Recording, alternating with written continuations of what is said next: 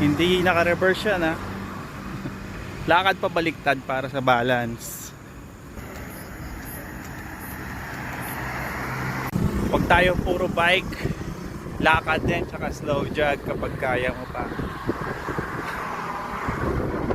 Bukas bike naman. Dapat magbabike ako ngayon. Kaso naisipan ko mag slow jog na lang tsaka walk para mayaya ko yung kapatid ko tsaka pamangkin ko para pawis-pawisan naman sila.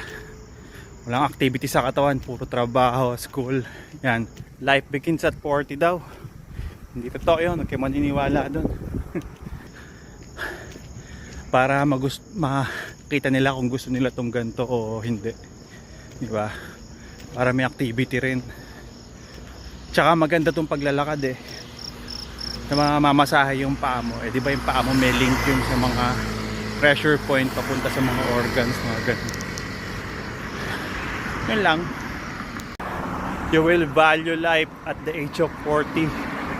Kasi dyan na yung may mga mararamdaman ka na nakakaiba sa katawan mo. Every year pag malapit na yung birthday mo, lagi kami nararamdaman na medyo delikado. Tapos parang matatakot ka na gumawa ng mga bagay-bagay na masyadong physical. Tapos after nun, pag okay na ulit.